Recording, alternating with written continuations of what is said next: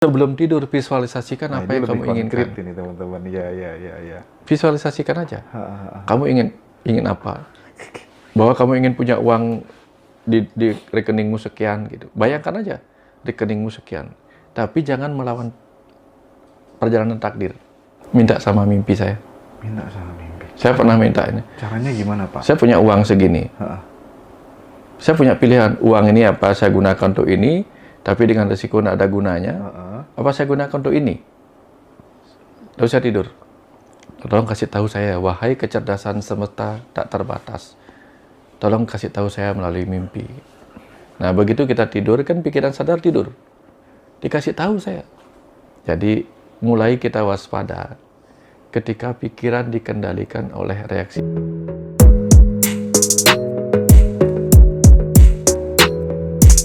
Saya relevansikan juga dengan pengalaman pribadi saya, pertanyaan Mbak ini. Salam Rahayu, izin bertanya, Guru, bagaimana cara bermeditasi untuk kemakmuran atau finansial gitu? Seolah-olah dengan meditasi orang bisa menjadi kaya gitu kan ya. Saya pernah berada pada posisi gaji saya 1 bulan itu 400.000 Pak Wayan. Ya. Tapi ketika di posisi itu 1 bulan 400.000 itu, saya itu seyakin-yakinnya nanti gaji saya itu per bulan itu beratus-ratus juta gitu. Dan itu semuanya terjadi di dalam diri saya gitu. Ya. Nah, itu gimana ngejelasin soal ini Pak Wayan? Soal meditasi dengan yang saya alami itu gitu. Ya, biasa sih sebenarnya. Itu hal biasa aja gitu. Nggak hal yang serem gitu. Jadi ketika kita mau seperti itu, saya sering suruh orang, kalau mau sukses gambarkan saja. Setiap malam sebelum tidur, kalau susah kayak meditasi gitu kan. Sebelum tidur visualisasikan apa yang kamu inginkan. Ini teman-teman. Ya. Visualisasikan aja. Kamu ingin apa? Bahwa kamu ingin punya uang di rekeningmu sekian gitu. Bayangkan aja rekeningmu sekian. Tapi jangan melawan perjalanan takdir. Jangan pernah melawan. Contohnya begini. Misalnya nih, kita membayangkan rekening kita berisi uang 500 juta, gitu misalnya kan. Tiba-tiba kita punya tabungan 500 juta dan kita bisa makan, bisa kita ini dan sebagainya gitu. Setelah kita melakukan yang 14 hari sebelum tidur, kemudian tiba-tiba ada yang datang menawarkan kita kerjaan enggak? Nah, kadang kan kita nggak mau di situ. Oh iya, paham. Nah, ketika kita mau, walaupun pekerjaannya tampaknya nggak nyambung, udah kerjain aja. Bisa jadi itu hanya pintu pembuka. Iya. Karena contohnya begini, pernah nggak pintu besar, gemboknya juga gede, pernah nggak? Enggak. Kadang pintunya besar, rumahnya besar, kuncinya kecil banget. Bahkan bisa setombol kecil. Artinya apa? Kadang kita nggak nyangka bahwa itu adalah petunjuk. Nah, karena kita nggak mengalir dengan petunjuk itu. Nah, itu berbahayanya di situ. Akhirnya kita justru menghambat langkah awal itu. Ya. Jadi ada sahabat dekat saya Pak Wayan, dia jatuh kan, tadinya jatuh. Tapi karena kita sering berinteraksi kan ya, termasuk yang disampaikan Pak Wayan tadi sebelum tidur gitu kan. Saya suruh ngafirmasikan, bayangin apa yang dia inginkan gitu ya. Nggak sampai setengah tahun Pak Wayan, tiba-tiba dia disuruh ngerawat tantenya yang nggak punya anak, sakit gitu. Dikasih tanah itu 4 kotak. Itu senilai 1 M sama emas 80 gram dari Malaysia gitu ya. Dan dia sekarang kehidupannya tertata dengan sangat luar biasa gitu ya. Pertanyaan saya, kenapa kok afirmasi harus sebelum tidur itu fungsinya untuk apa gitu maksudnya? Ya, karena sebelum tidur itu kan kita mencapai gelombang meditatif yang alami. Tanpa perlu meditasi kayak gini. Secara alami gelombang kita turun. Sudah rileks dengan sendirinya gitu ya. Saya punya pengalaman begini. Saya sedang membantu sebuah yayasan stroke di daerah Tabanan. Yang sedang mau pindah lokasi, butuh dana. Lalu saya kumpulkan dana dengan mengadakan Zoom. Akhirnya saya dapat sekitar 40 juta. Untuk minimal membayar uang muka perpindahan yayasan stroke itu yang membantu orang-orang stroke. Lalu dia membutuhkan lagi, setelah sekian lama dia membutuhkan lagi dana tambahannya, sekitar 60 juta. Saya bingung, Saya nggak enak mengadakan Zoom lagi setelah sekian bulan itu. Untuk apa? Untuk mendapatkan dana membantu yayasan itu. Saya bingung, apa yang harus saya lakukan? Tapi dalam diri saya ada dorongan untuk membantu. Gitu. Dapat uangnya dari mana nih? Nge-Zoom lagi nggak enak. Gitu. Saya diam langsung begini. Terus apa yang terjadi? Saya nggak berani janji sama dia, tapi dalam diri saya berjanji. Saya akan mendapatkan ini. Saya diam sebelum tidur. Pagi-pagi, celing. Pagi-pagi besoknya, celing. Dari Singapura ada teman baik sekali. Teman baik sekali. Luar biasa. Pak Wayan, saya mau bantu orang. Di mana saya bisa salurkan uang? Nanti ikut Zoom ya.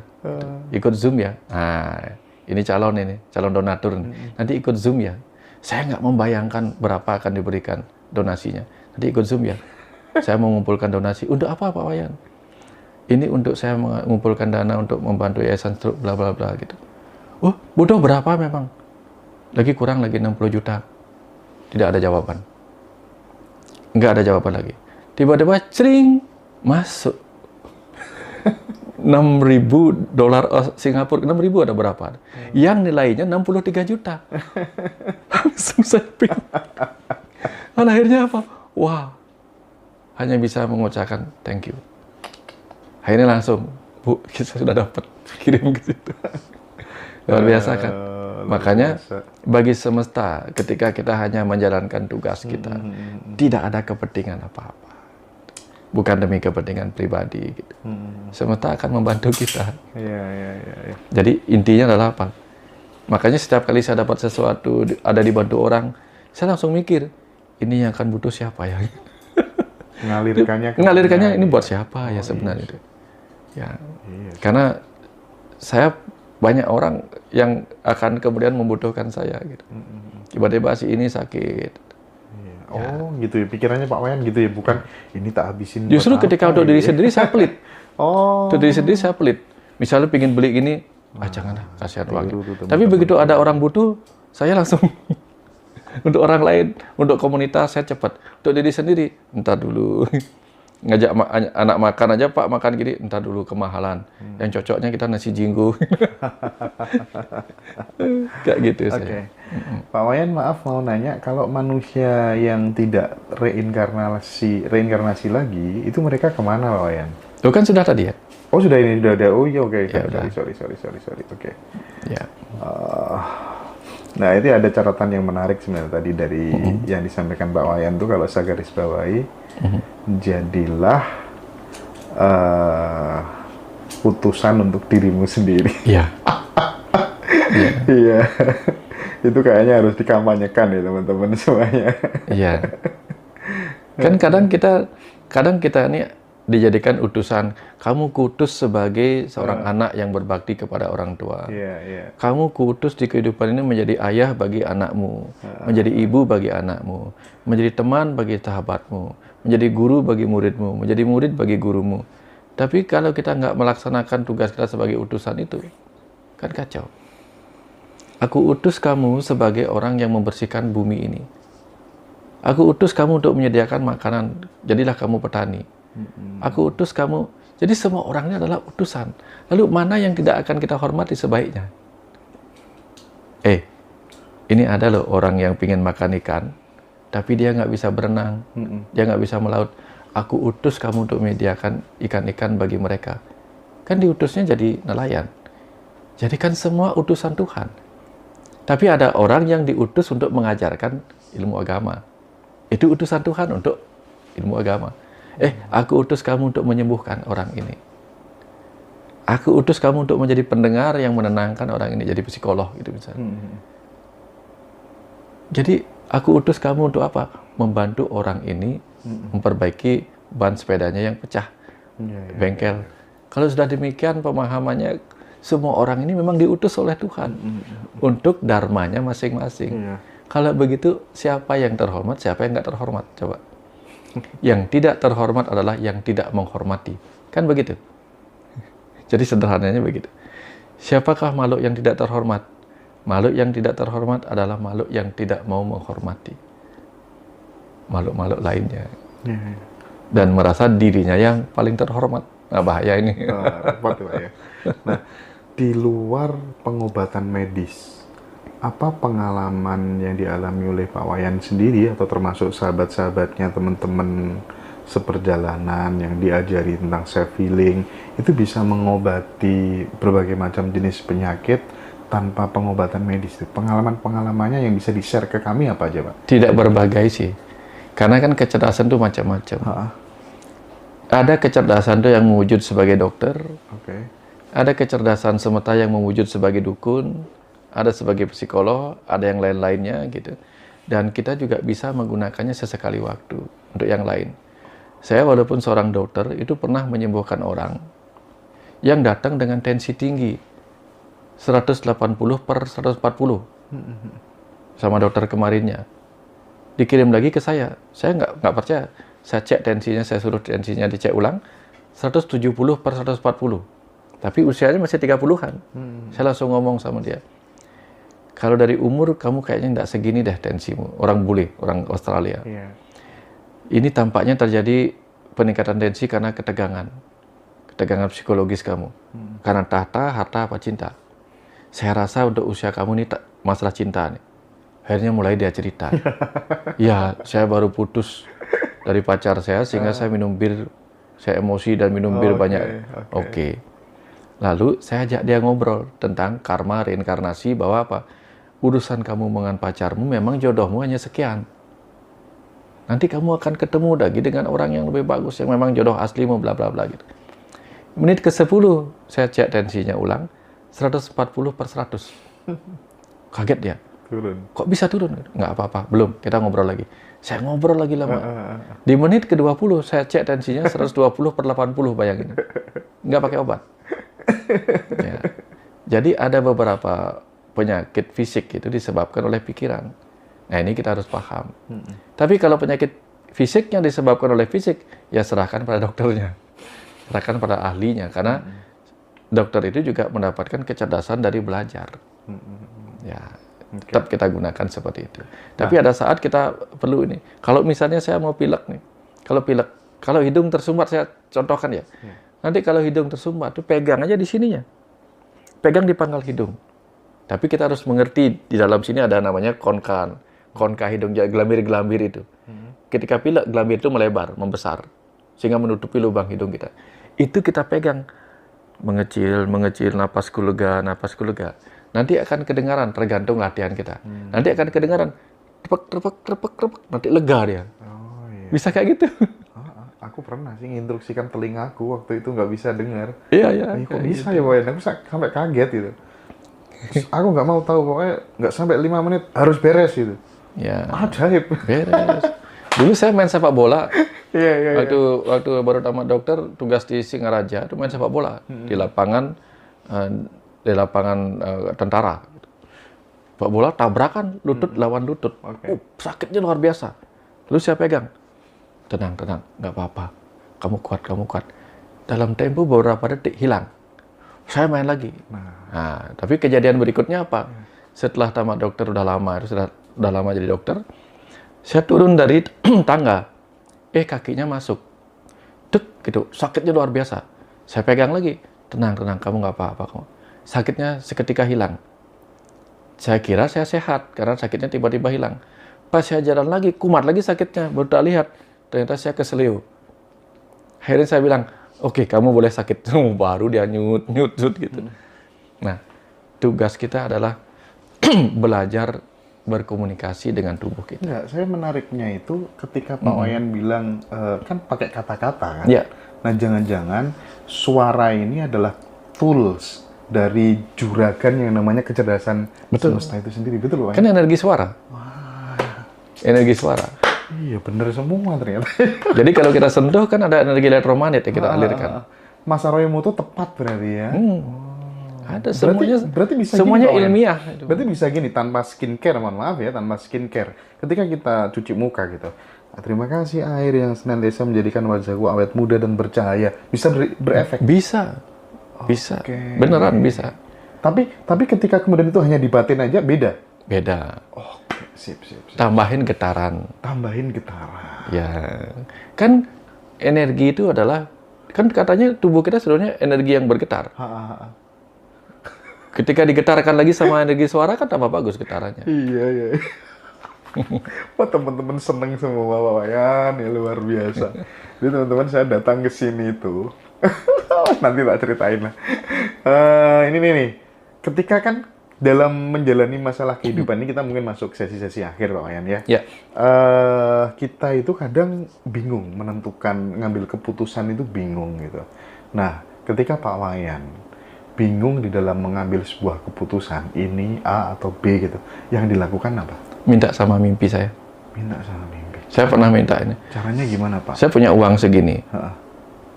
Saya punya pilihan, uang ini apa saya gunakan untuk ini, tapi dengan resiko tidak ada gunanya. Apa saya gunakan untuk ini? Lalu saya tidur. Tolong kasih tahu saya, wahai kecerdasan semesta tak terbatas. Tolong kasih tahu saya melalui mimpi. Nah, begitu kita tidur, kan pikiran sadar tidur. Dikasih tahu saya. Apa yang akan terjadi dikasih tahu. Tapi dalam bentuk simbolik. Langsung saya terbangun. Oh, oke, I see. Beberapa hari kemudian, simbolik itu mewujud menjadi kenyataan. Berarti bersyukur saya nggak pakai uang itu untuk sesuatu yang tidak ada gunanya. Gitu. Nah, jadi ada saat kita terhubung minta petunjuk dalam kondisi kita santai begini. Ada. Kita bisa. Iya. Atau kalau belum terbiasa, minta dalam tidur. Nanti dikasih mimpi. Pilkada aja saya minta kok jawabannya. Siapa yang menang nanti dikasih tahu. Oh, terbukti ya? Terbukti. Dikasih tahu. Saya kaget. Oh ini. Ya, sudah. Orang dikasih tahunya begitu gimana ya? Ya sudah gitu. Ya, tapi walau begitu gimana? Apakah semua harus kita tahu? Enggak, nanti kita jadi ngapain? Oh, iya. Enggak seru. Enggak seru. Kalau semuanya bisa kita tebak gitu ya. Nonton filmnya udah kita ketahui isinya, endingnya ngapain juga kan? Kan nggak seru. Oke, tapi bisa kan karena kita adalah co-kreator gitu ya. Ya. Dengan kekuatan apa tuh namanya ucapan kita gitu misalnya. Aku nanti pengen mati tanggal sekian. Bisa. Bisa kan Pak Wayan ya? Bisa. Wah, itu saya belajar kesini terus kalau gitu. Bisa. Soalnya kalau ada orang yang tapi sebaiknya jangan minta kayak gitu. Iya lah Pak. Artinya begini, karena belum tentu loh kita memang saat itu. Karena kan kematian itu kan ada 4 kehendak. Bukan hanya kehendak Tuhan kan kematian itu. Kematian itu ada kehendak tubuh, kehendak pikiran, kehendak jiwa, kehendak Tuhan yang maha besar. Ya, nggak semuanya. Gitu. Ada kehendak tubuh kita mati. Misalnya apa? Kita sebenarnya masih ingin hidup, tapi tubuhnya mengalami kerusakan. Karena salah kita juga. Alkohol berlebihan, rokok berlebihan, sehingga kita merusak tubuh kita, sehingga dia mengatakan, aku nggak sanggup lagi. Nah, kehendak tubuh kita mati. Ada kehendak pikiran, pikiran yang putus asa karena masalah cinta, masalah hutang. Tubuhnya masih sehat, tapi pikiran bunuh diri. Atau kehendak sang ruh. Nah, ini orang-orang hebat. Kayaknya aku nggak ada kerjaan lagi di sini. Aku pulang aja. Nah, ini yang bisa menentukan kapan dia pulang sesuai kehendaknya. Nah, ini makanya di Jawa-Jawa kan banyak orang-orang sakti-sakti kayak gitu. Pulang ya pulang aja. Gitu. Dan ada orang yang mati karena kehendak Tuhan. Dia belum merasa beres nih, masih ada yang saya harus beresin. Tubuhnya sehat, semuanya sehat, tiba-tiba meninggal. Nah, beberapa yang lainnya itu adalah kematian yang biasa lah gitu. Yang paling dilarang itu adalah kematian karena kehendak pikiran yang tidak berani menghadapi kehidupan. Nggak berani menghadapi kenyataan. Ya. Karena kan ada 2, fight or flight, lari dari kenyataan atau melawan kehidupan ini dengan perkelahian gitu. Nah, itu bahayanya di situ gitu. Dua-duanya akan disesali gitu. Pada saat apa kita harus menggunakan pikiran dan pada saat apa pula kita harus mewaspadai pikiran, Pak Wayan? Pikiran itu kan ada mengandung 2, rasa dan rasio. Rasa dan rasio? Iya, kan di kanan itu rasa, di kiri rasio. Nah, untuk menggunakan rasa dan rasio itu untuk kebutuhan kita di menjalani kehidupan ini kan dia tools. Kita bisa pakai. Tapi begitu dia memiliki keinginannya sendiri. Karena apa? Tugas pikiran ini adalah untuk melayani tubuh dan jiwa. Tapi kapan dia menginginkan untuk dirinya sendiri? Nah, ini berbahaya. Parameternya apa yang untuk menginginkan dirinya sendiri? Iya, contohnya dia terjebak pada gejolak suka duka. Itu kan perasaannya dia sendiri. Ya, aku bahagia deh kalau begini, nah itu udah mulai dia terjebak. Sehingga dia terus-menerus mencari kebahagiaan untuk memuaskan pikirannya. Sementara sang ruh belum tentu menginginkan itu. Nah, kalau si pikiran sadar bahwa dirinya hanya bertugas sebagai alat bagi sang ruh mengumpulkan pengetahuan dan pengalaman rasa, maka dia akan menggunakan rasa dan rasio rasionya untuk menyerap pelajaran dan pengalaman rasa. Tapi kapan si pikirannya terjebak oleh rasa itu sendiri, dia merasa tersakiti, lalu menggunakan egonya untuk bunuh diri, untuk berkelahi. Nah, itu hati-hati. Gitu. Jadi orang lalu menyalahkan ego. Si ego bereaksi kan karena pikiran mengatakan aku nggak suka begini. Oke, lalu apa? Fight or flight gitu. Tapi ketika pikiran menerima, oh ini pelajaran. Aku terima pelajarannya. Contoh lah begini. Ketika kita dikasih soal yang susah. Soal matematika yang susah. Tapi kalau itu kita sebut tantangan. Semakin tidak bisa, kita akan merasa tertantang sampai kita bisa. Kita nggak akan merobek soalnya. Tapi begitu kita merasa, kok soalnya susah banget sih? Kita menolak soal yang susah. Kita pasti marah. Kalau nggak mau robek kertasnya, mau robek ulangannya, mau bantingnya. Nah, itu ego. Nah, hal yang sama dalam pelajaran kehidupan ini. Ada orang mendapatkan pelajaran pada cinta, harta, dan tahta. Ada yang mencari pilkada, pilpres, dan sebagainya. Ketika gagal di urusan tahta, ya mulai egonya bereaksi, ini harus diwaspadai. Oh, ini egoku bereaksi. Aku tertipu, ada bisnis nih, tertipu hutang gitu misalnya. Egonya bereaksi, fight or flight gitu. Nah, dia nggak melihat pelajarannya, tapi dia lihat apa? Ini masalah nih. Akhirnya dia lawan dengan egonya. Aku nggak mau terbelit hutang, aku mati aja. Udah. Ini berbahaya. Jadi, mulai kita waspada ketika pikiran dikendalikan oleh reaksi ego. Itu kita waspadai. Memiliki kemampuan seperti yang dialami oleh Dr. Wayan, itu apakah bisa dipelajari oleh semua orang, atau itu memang bagian daripada takdir gitu? Karena pada kenyataannya orang punya porsinya sendiri-sendiri, punya makomnya sendiri-sendiri. Ya. Saya terus kemudian gara-gara nonton YouTube, terus tiba-tiba saya menerapkan apa yang disampaikan Pak Wayan semua, belum tentu bisa mengalami apa yang dialami oleh Pak Wayan. Jangan-jangan itu bukan jatah. Gimana ngejelasin hal ini, Wayan? Karena itu, saya nggak pernah belajar masak terlalu serius. Karena saya sudah serahkan kemampuan itu kepada tukang masak. Tinggal saya beli aja, gitu. Ya. Jadi, kita nggak usah menjadi orang lain. Karena apa? Orang lain itu adalah diri kita. Dalam ajaran Kandepat, ajaran sedulur papat, semua saudara empat kita sama. Dan sang pancer itu sama. Hanya memiliki nama yang berbeda. Ajaran itu mengatakan bahwa apa? Kamu dan aku sama. Jadi, aku nggak harus menjadi kamu. Ngapain? Karena kamu kan sudah aku. Kebayang ya? Iya, paham. Masa kalau kita pingin buah kelapa, harus belajar manjat? Enggak usah, biarkan saja petani kelapa yang memanjat.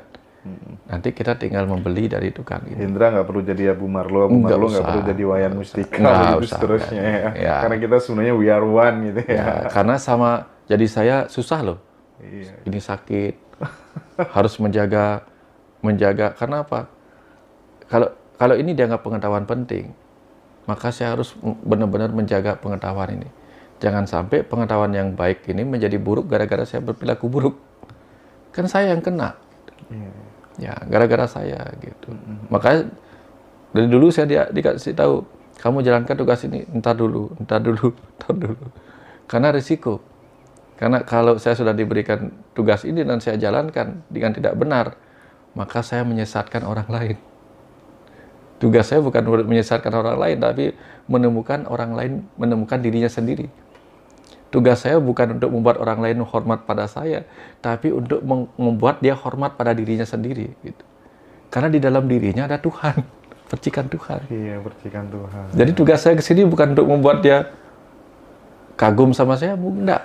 kagumi dirimu sendiri. Ada keajaiban semesta dalam dirimu gitu. Penting sih itu. Untuk mengingatkan itu aja, eling dan kita waspada. unik, spesial gitu ya Wayan ya. Jadi nggak perlu jadi orang lain gitu ya. Ya. Oke deh. Saya justru bangga ketika orang lain lebih hebat dari saya. Jadi tugas saya beres gitu. Tugas saya beres. Kalau orang lain lebih kaya dari saya karena saya kasih nasihat, saya senang. Jadi saya nggak usah tolong lagi kan, karena dia lebih kaya dari saya gitu. Sehingga orang yang harus saya tolong, dia yang nolongin gitu. Iya. Jadi saya cukup menderita karena harus tulis. Tapi dengan cara seperti itu yang dialami Pak Wayan nggak pernah kehabisan yang namanya rezeki ya, karena kita dapat uang. Nah ini siapa ya yang membutuhkan? Ya alhamdulillah, alhamdulillah gitu. Tapi jadi setiap kali saya ada yang ngirimin uang gitu tuh, yang saya lihat tuh Tuhan. Tuhan, makasih. Makasih berkahnya gitu. Tapi yang saya bicara tuh bukan pada orangnya, kepada jiwanya di dalamnya. Terima kasih berkahnya. Nyanya saya bikin huruf besar. Sebagai pengingat bahwa saya melihatnya sebagai dia. Bukan sebagai makhluk Tuhan. Makhluk Tuhan, tapi sebagai Tuhan di dalam makhluk begitu. Iya. Oke. Pak Wayan, terima kasih banyak atas segala gangguin macam ya, kurang-kurang pengetahuan, wawasan, pencerahannya kepada saya dan teman-teman semuanya. Teman-teman, nanti yang masih penasaran dengan keilmuan Pak Dr. Wayan bisa join di channel YouTube beliau, ketik aja Wayan Mustika Rumah Semesta gitu ya. Atau nanti kita bisa perdalam lagi lewat Zoom meeting dengan materi yang sangat penting gitu ya. Nanti teman-teman bisa join gitu ya. Sekali lagi Pak Wayan, saya mengucapkan terima kasih tiada terhingga, bersyukur sekali bisa ketemu Pak Wayan ya. Sama-sama. Om Swastiastu, Rahayu.